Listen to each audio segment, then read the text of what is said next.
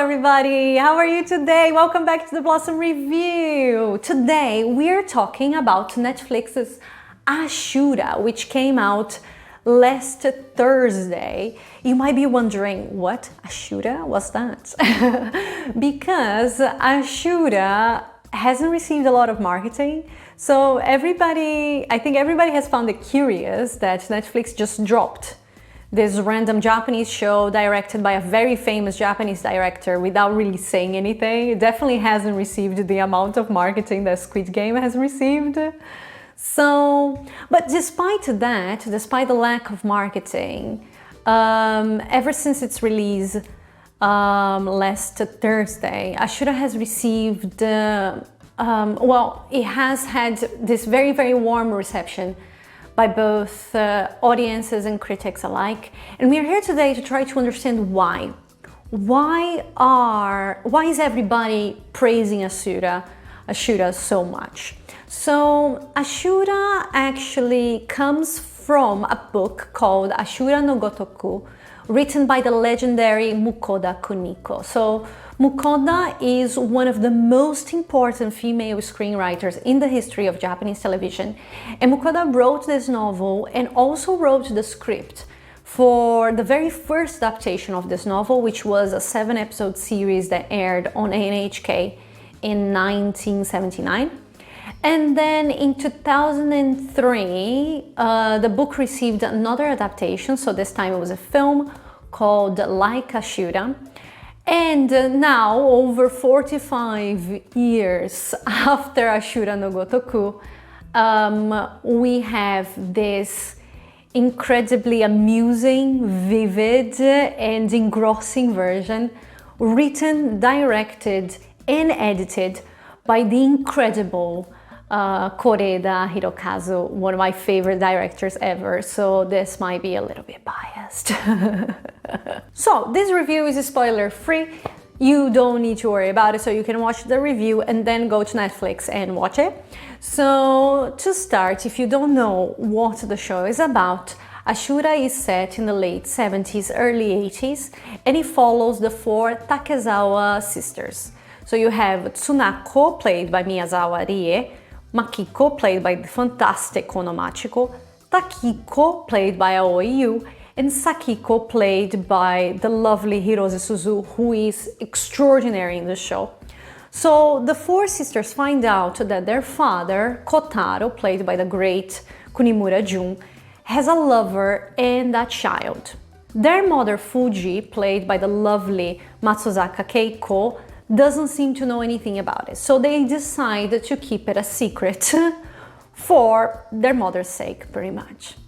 And as they learn to live with this new reality, hiding this secret, their own secrets start coming to light. So that's the story of Ashura. The major dramatic question of the show is actually a question that they propose in the show in one of the first episodes. I don't remember exactly which one, maybe the 2nd or 3rd episode. And the question is it really happiness for women like us to live without making waves? So this is the question that permeates the entire show and drives the narrative.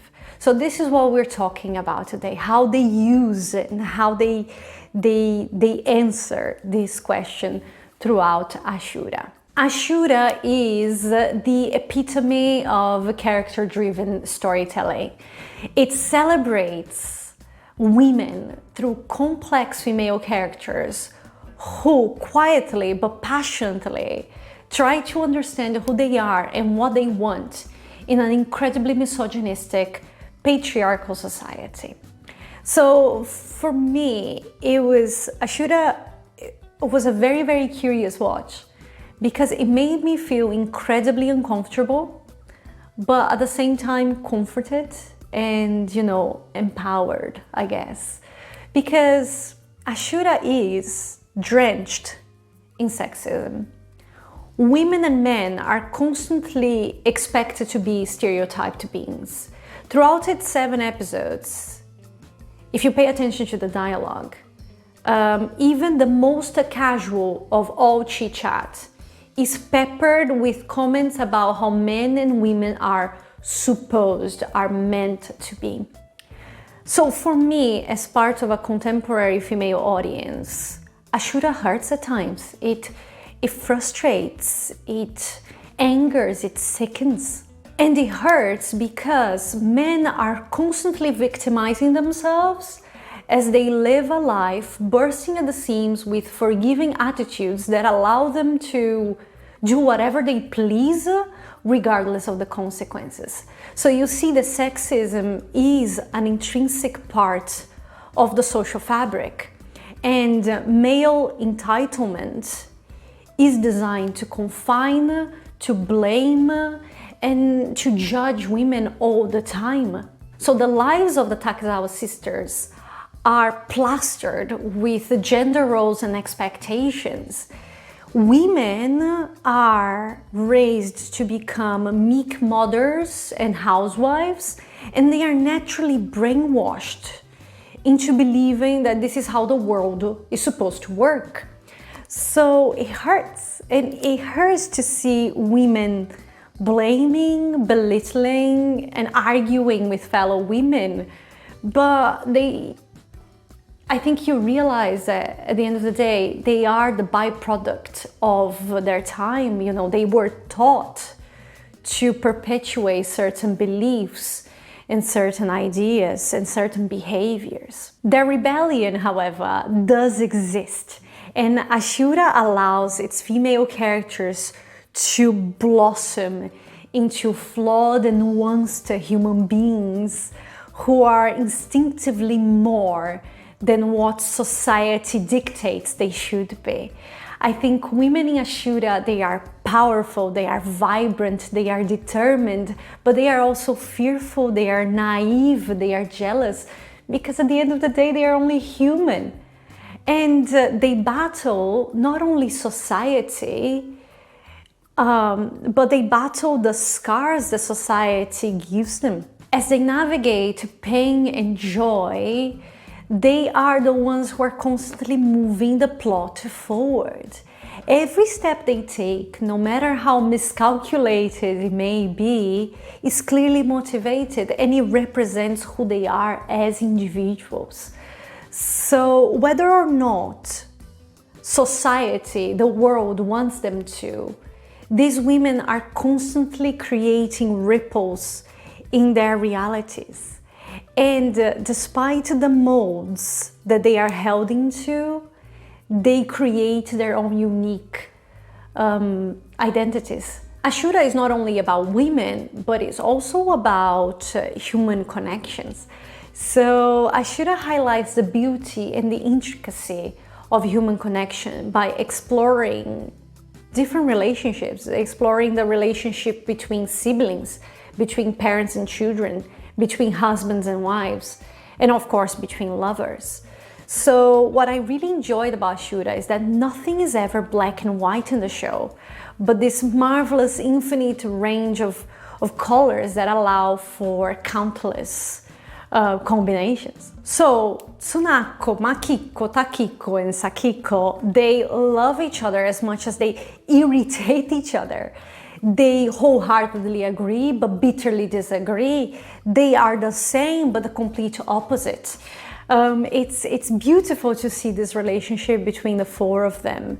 And I think regardless of the identities that they have developed as they grew up and got married, because this is also something that they discuss a lot in the show, how people change after they get married. I feel that they have this unwavering sisterhood that ties them together and gives them a place that they will always belong to. Of course, their family dynamics is not just about the four sisters, it involves their parents as well. So you see the four women do their very best to protect and appreciate their mother. And it's beautiful when they realize that their mother has always done the same for them. So it's really, really nice to see this relationship between the girls and their mother. But it's also very interesting to watch the relationship between the girls and their father, because Kotaro, their father, he receives a wider range of emotions. You see that their relationship with their father involves love and anger and disgust and understanding and gratitude. So there's a little bit of everything. So their bonds are too complicated to categorize people into heroes and villains, into right and wrong. You see that they take their relationship day by day, and this relationship shifts according to the day's challenge. So it's very, very interesting to watch that. And this relationship, this filial bond, the exploration of filial bond doesn't only happen in the Takezawa household. You also see that the show explores this relationship through Makiko's relationship with her daughter, who is a teenage daughter, and Tsunako's relationship with her grown-up son. So it's very nice to see the different, let's say, the different shades that filial bonds take throughout the show. So, of course, Ashura is full of confirmed and rumored love affairs.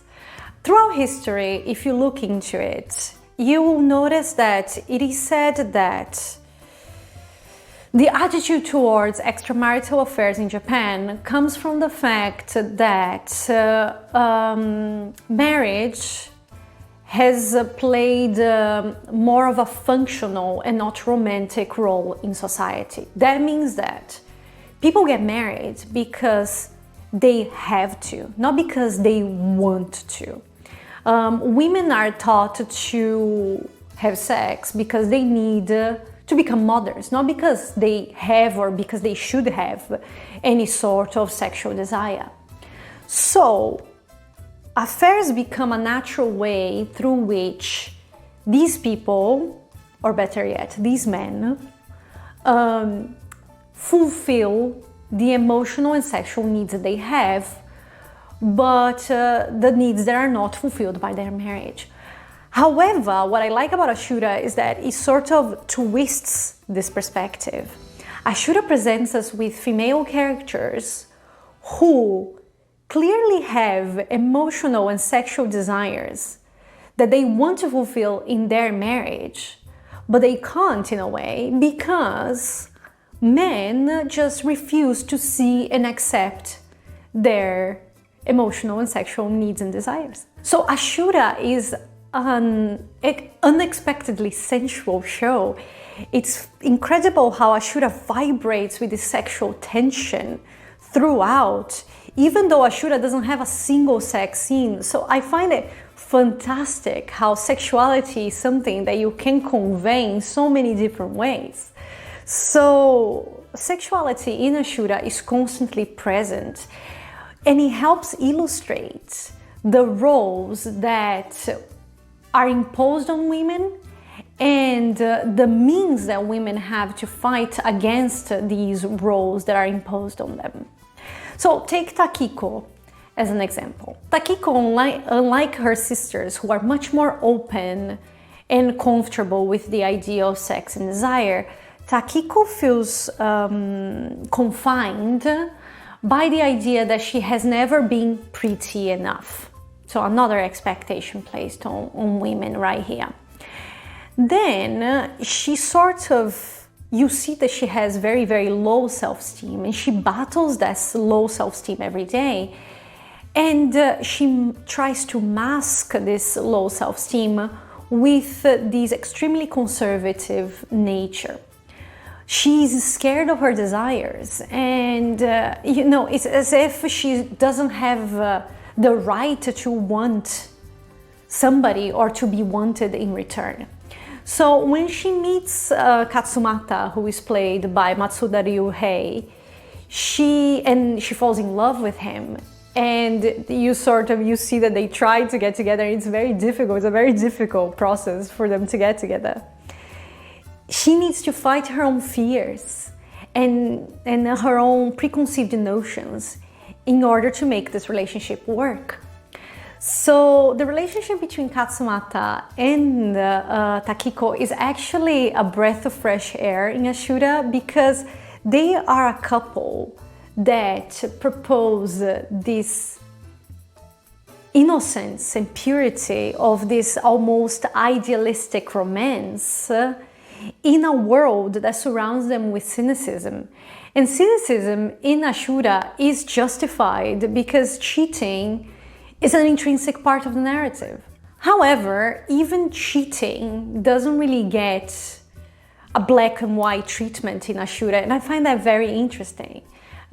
Cheating is shown through different angles. So you see cheating through the eyes of the people who are immediately involved, but you also see it through the eyes of the people who have to deal with the consequences of their love affair. And I find it curious how cheating is not glorified, but is not always criticized. It is not exactly forgiven, but is not exactly condemned either. Instead, I think cheating, love affairs, they are a tool that once again work in the narrative to constrain women. Because men can cheat, but women can't, of course. And if they do, the judgment and the consequences that they face are much worse. Women can't show dissatisfaction with their marriage. And why should they when it's their husbands who work so very hard to provide and care for their families, and they have every right to have a little bit of fun? You shouldn't complain. So as wives, women stop being lovers to become servants, to become childbearers. And that role leads to a lot of loneliness and a lot of anger and a lot of sadness and a lot of jealousy. And these emotions are not validated by the men, by the patriarchal society that these women see themselves in. Instead, women, they are supposed to just grin and bear it. They have to find their own way of coping with it. Whether that is to become a lover herself, whether that is to quietly but markedly show her anger, or whether that is to fiercely put up and resist men's immaturity. So is it because this is 1979? Is it because of the gaman shikatanai culture in Japan? So if you don't know gaman shikatanai, they are two expressions, two ideas that are very common in Japanese society. So gaman is sort of this idea that, you have to put up with things. There is no way around it. Just put up with things in a patient way. And shikatanai is an expression that means, oh, well, there's nothing we can do about it, so. So is it because of these two ideas? Is it because this is the late 70s? Ashura doesn't really explain it because there is no need to. But I think they illustrate it flawlessly. And I think it is good to see that so clearly illustrated on television. I also think that's the magic of Ashura. Naturally, women in Ashura are remarkably strong and resilient beings. And that doesn't really weaken their male counterparts in any way. And here's where I find that the satire and the social commentary become even stronger. It's because men in Ashura design their own paths, their own journeys. They might be lousy and shameless, but that's who they choose to be. It's men who box themselves into inflexible categories. It is they who distort communication and, spread stereotypes that push women further away from them. It's them who show limited understanding and then try to fake stoicism and power. Women don't need to say or do anything. It's clear, it's right here. They don't need to do anything. Men do it for themselves. So I found that the satire becomes stronger when you look at the show in that way.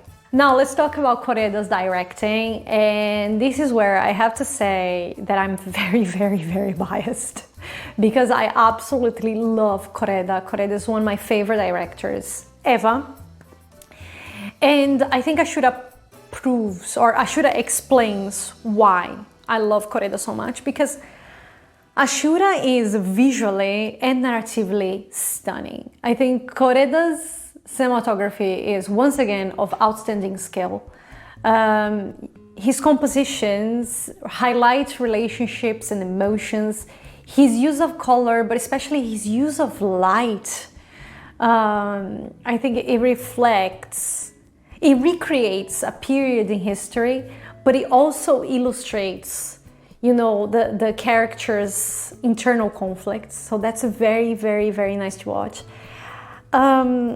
I think Koreeda's ability for emotional storytelling is very, very difficult to match, because Koreeda manages to offer, Koreeda's lenses, they embrace his characters.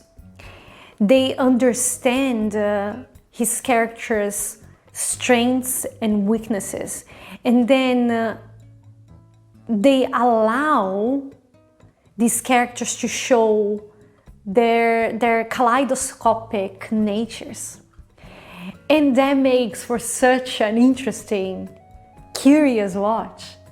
I love how Koreeda portrays the characters' dynamics, not just with each other, but the dynamics of the characters within themselves, with such elegance and such tenderness, that he's always infusing details with meaning. If you pay attention to the details in Ashura, everything carries so much meaning. So in a way, I think Ashura sort of proves, some people say that Koreeda reminds them of Ozu, and I think Ashura sort of proves that, because in Ashura you see that Koreeda knows exactly what to show to the camera and what not to. He understands exactly which developments should be shown to the audience and which developments are best relayed away from the audience's eyes.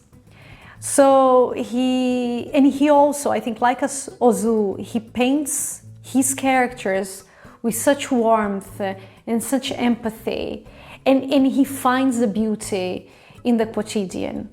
So I can just stay here and talk about this forever.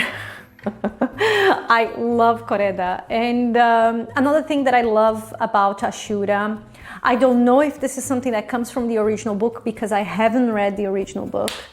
I'm not really sure if we have that book translated into English, and I haven't watched the original show either, but I love that Ashura takes full advantage of the cultural richness that Japan has to offer, not only showing these elements, but actively using them in the narrative. So they actively use these elements to serve the narrative.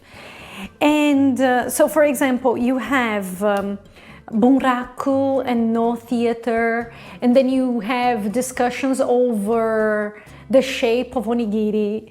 And so all these little things, they allow Koreeda to create a story that resonates universally, but at the same time is entirely and exclusively Japanese. So that's very, very nice. And I think food is something very, very important in Ashura. It plays such a huge role in the show, because characters laugh, characters fight, characters reveal themselves over food and through food, over shared meals and lonely snacks. So I think an excellent example of that is actually a scene from the very first episode. So at the end of the episode, you have this 3-minute scene in which the Takezawa have dinner together. And through that scene, I think that scene can summarize the entire show. So through that scene, you understand who your characters are, what their personalities are like, what their dynamics are like, and what sort of adventure you are about to embark on alongside them. Because Ashura is, at the end of the day, an adventure. It is a portrayal of the highs and lows of these women as they challenge hypocrisy, ego, and societal pressure, I think, on their journey towards their happiness. So that's what you're here for. You are following their adventure. So this works because the entire cast offers phenomenal performances.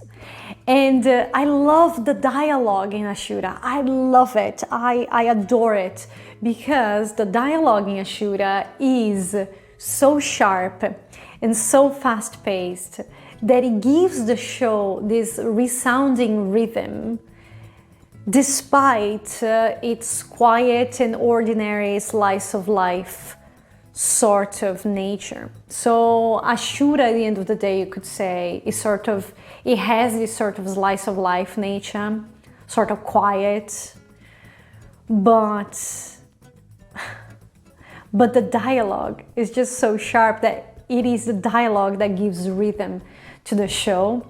I think Ashura draws a constellation of endlessly charismatic, endlessly captivating characters who laugh and cry together, who love and hate at equal measures, and most importantly, who feel incredibly alive.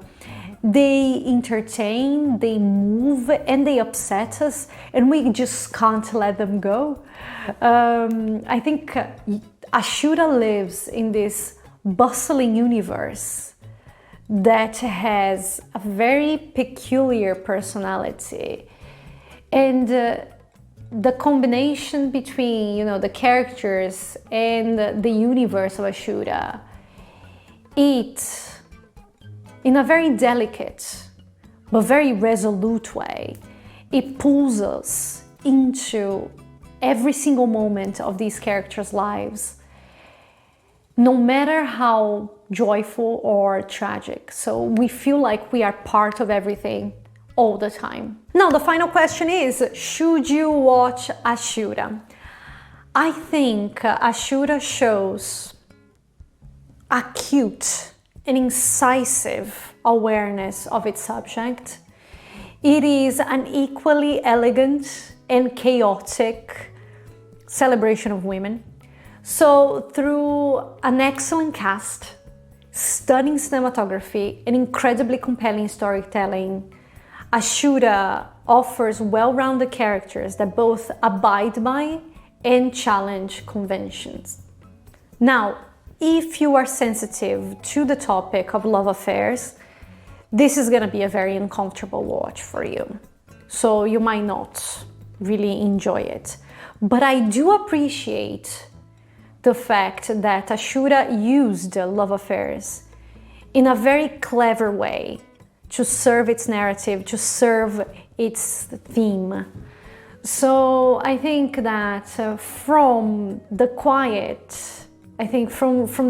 moments to the most emotional ones, from the mundane moments to the most extraordinary ones, the Takezawa sisters never fail to charm us. And I think answering the dramatic question that the show proposes, I think these women may not be making waves, but the ripples they create can and do change their little universe, their little world, their little reality. And I think with every step they take, they prove that women can't be tamed. So Ashura is on Netflix. So quick reminder that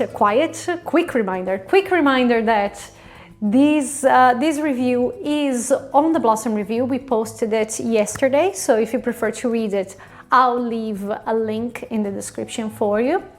And well, I hope you like, and I hope you subscribe, and I really hope that you leave a comment telling me if you've watched Ashura. So if you have watched it, what did you think about it?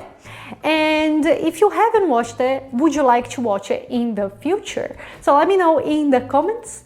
Well, thank you so very much for being here. I really hope that I'll see you next Thursday for another review.